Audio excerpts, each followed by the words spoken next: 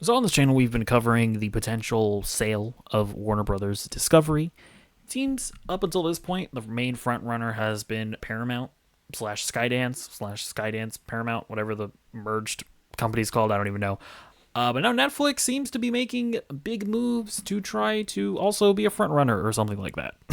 So let's read this report from Reuters. Netflix is actively exploring a bid for Warner Brothers Discovery studio and streaming business, retaining a financial advisor and gaining access to financial information, according to three sources familiar with the matter. The video streaming service has hired Moelis and Company, the investment bank that advised Skydance Media on its successful bid for Paramount Global, to evaluate a prospective offer. Two of the sources said. Netflix also has been granted access to the data room, which contains the financial details to make a bid, according to two of the sources familiar with the matter.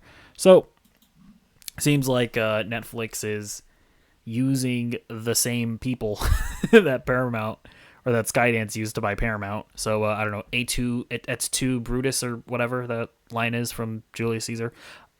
Here's the rub. I'm an idiot.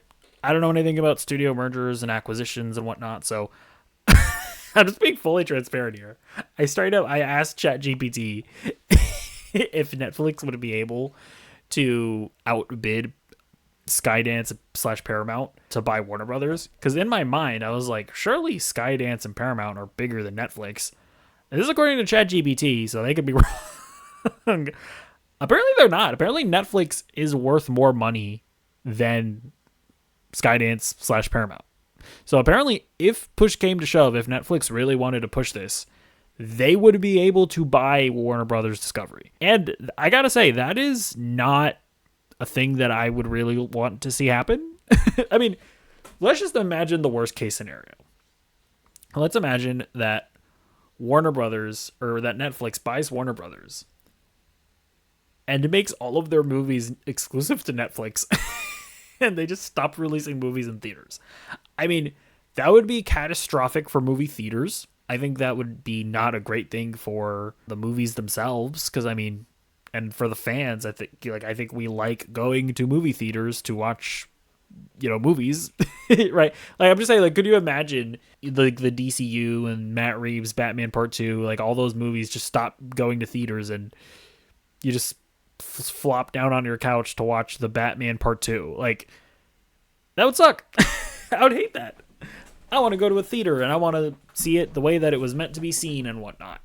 Now, is that necessarily likely to happen? Honestly, I'm not sure, because the reality is that Netflix has been kind of, becoming more willing to put their movies in theaters. I mean, just right now, Frankenstein, like, it's actually playing in my local movie theater.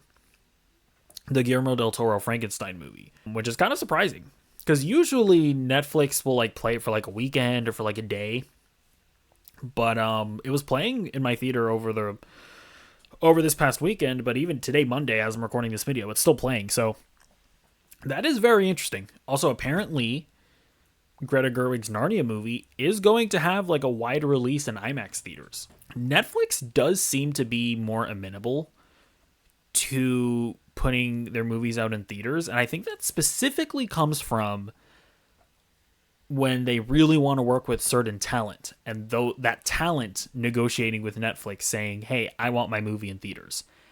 And I do think that that is something that Netflix is kind of coming up against, where it's like, if you want to work with the best talent, with the biggest talent, then you might have to start like acquiescing a bit and putting that stuff out in theaters. So if they were to acquire Warner Brothers and they wanted to make movies with, Denis Villeneuve, with James Gunn, with the top talent in Hollywood, I actually don't know how that, if they would realistically be able to not put all of those movies in theaters. Maybe I'm huffing copium, but I actually do think that they would face significant pressure, and I don't think that it would be as bad as we're all fearing. But who knows? Maybe I'm totally wrong about that. The other thing that Warner Brothers has that I think Netflix might be interested in is they have a bunch of game studios. And Netflix does seem to want to make video games. And as of right now, like, they offer a bunch of like mobile games that you can play, but you would assume that they want to, turn Netflix into a, proper gaming streaming service at some point where like you can just connect a controller and play like big AAA games. And that is something that I do wonder about with like Paramount. Like, are they really, do they really want to take on the infrastructure that is having a bunch of AAA gaming studios? The other possibility that I've seen people bring up is just that maybe Netflix is just, they just want to like rack up the bill so, for Paramount, and they're not actually interested in getting Warner Brothers Discovery. That's also possible. So we'll see. At the end of the day, these are billionaires playing with toys that us plebeians don't really know much about. That's also the reality. Like, we can yap about it, but we don't actually know what's going to happen. But I guess I do want to touch on this last bit because obviously a bunch of Snyder fans have been coping and they're like, oh my gosh, guys, it's happening. Netflix is going to buy Warner Brothers Discovery and the Snyderverse is coming back, baby. I don't think that's going to happen. Like, even if Netflix buys Warner Brothers Discovery, I don't think they would ever bring on Zack Snyder to run DC because they've already had experience with Zack Snyder failing to start up 2 cinematic universes. The Army of the Dead was supposed to be this big cinematic universe. It's fallen flat on its face. Rebel Moon was supposed to be this big cinematic transmedia universe. That's fallen flat on its face. I don't think that Netflix would bring on Zack Snyder to run DC. That's the first thing. The second thing is, let's say they do bring back DC. It's not going to be to bring back the Snyderverse. It's not going to be to bring back Henry Cavill or Ben Affleck or Gal Gadot. Because, like, whoever buys Warner Brothers, they very well could yeet James Gunn out of the position, but they're not going to do another reboot of the DC universe, right? Like, if they were to yeet James Gunn, they're going to still keep on David Cornsweet. They're going to keep on whoever they introduce as Batman and Wonder Woman and whatnot. Like, I just don't see any universe, because that would just be, that would just be exhausting with fans. Like, I might quit making videos about this if I have to go through another DC reboot. And the other thing is, I don't think you're going to get Ben Affleck back. Like, you really think Ben Affleck is going to want to come back as Batman?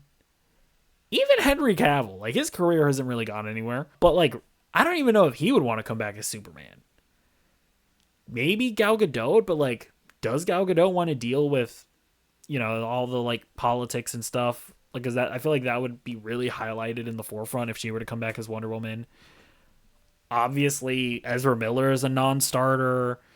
Jason Momoa, he's like the safest guy that probably would just come back because who cares? Yeah, I don't see it happening. And I don't think Zack Snyder would want to run a new DC universe that isn't his. Like, I think if Zack Snyder were to ever come back to DC, it would be to finish his story. I don't think he would want to do anything else. So, look, Snyder fans, I love you guys. I respect that you got that Snyder cut made. But I think that's where it ends, personally. But again, who knows? We don't know. Maybe it is back. Okay, actually, I changed my mind. Never give up the fight. Keep on doing the Twitter hashtags, guys. It's definitely going to work. But anyways, let me know what you think about any and all of this. Do you think Netflix is actually going to make a run for this? Do you think they're just driving up the price for Paramount? Or do you think that ChatGPT is wrong and Paramount/Skydance would be able to outbid Netflix if it really came to it? Let me know what you think in the comments down below. And I'll see you in the next video. Goodbye.